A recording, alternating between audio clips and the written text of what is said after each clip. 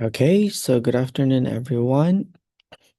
We are now moving with the microbial diseases in nervous system.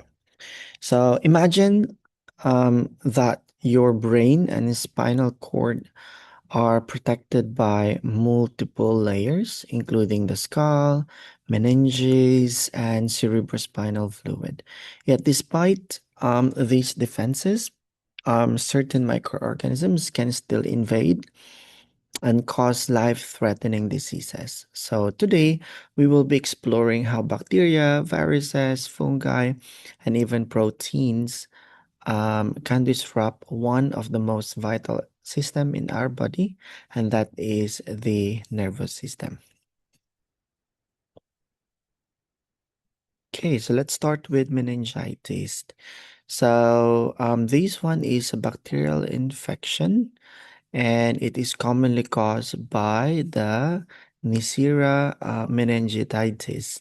This one is a gram-positive Diplococcus, and it spreads through respiratory droplets, which means close contact, like in dormitories, can increase risk.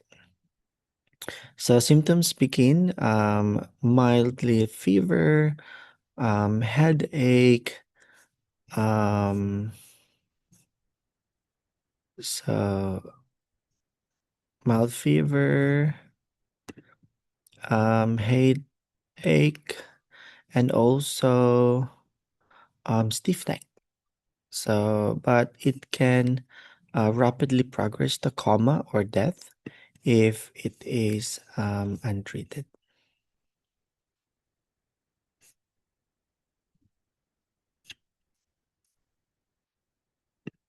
Okay, so early diagnosis is critical because the antibiotics must be given before severe brain damage occurs. Next is the botulism. So botulism caused by Clostridium botulinum. So this bacterium produces one of the most powerful toxins known. It blocks nerve signals leading to paralysis.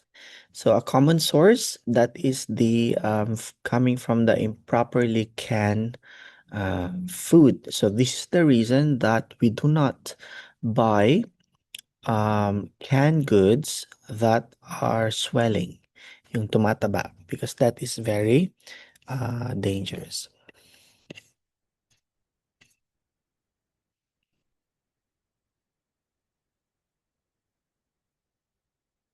Okay, let's go now to tetanus. So tetanus, this one is caused by Clostridium tetani. So this bacterium enters through deep wounds pag nasugat kayo, contaminated with soil. So its toxin cause muscles remains contracted, leading to stiffness or even lockjaw. So, but we have a good news. We have an effective vaccine for this, the DPT.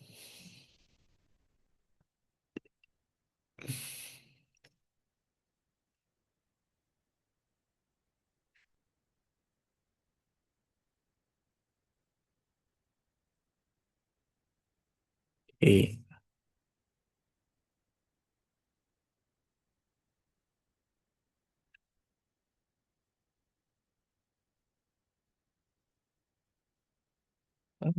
All right, let's go now to this the virus. Hmm. So next will be rabies.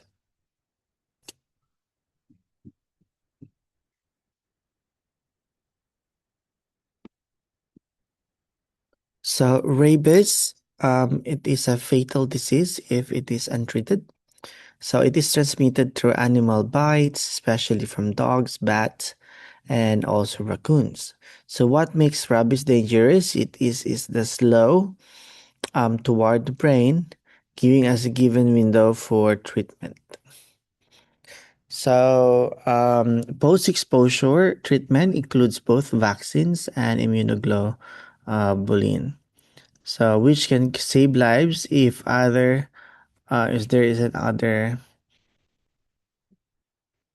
if given early. Sorry. Okay.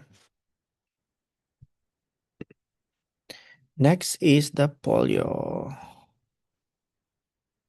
Okay, so this one is another viral disease. It spreads through contaminated food and water. It can stuck motor neurons, can also leads to paralysis, and vaccinations. Salk and Sabin vaccines have significantly reduced cases worldwide through this. This is why vaccination programs are crucial in public health.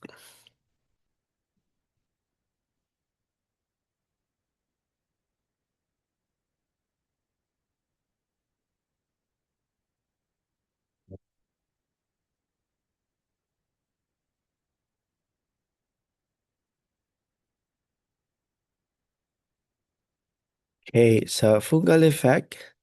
Fungi can also affect the nervous system. Example is this Cryptococcus neoformans. It enters through the blood and then um, can also spread in our brain that can cause the meningitis, and it is commonly found in bird droppings, especially pigeons.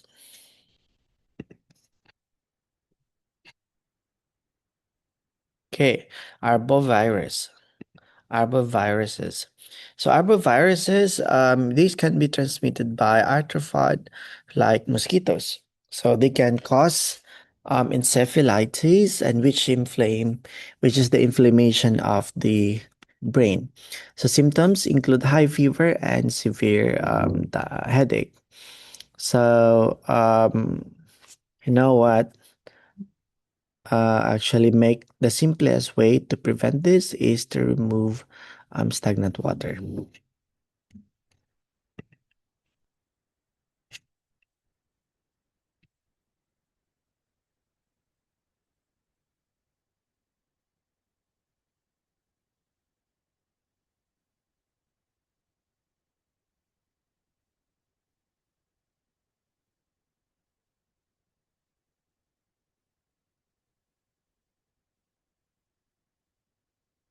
Okay, so we also have the other pathogens. So not all pathogens are bacteria or viruses. Some of them are protozoa, like these trypanosomes. Trypanosomes covers or cause African sleeping sickness via chichi. Fly bites, and then the prions. The prions is which are infectious protein, so cause diseases like oh, that's so hard to pronounce. Sitfield Jacob disease and mad cow disease. So I just want to emphasize that prions are unique because they don't contain DNA or RNA, yet they can still be used severe brain damage.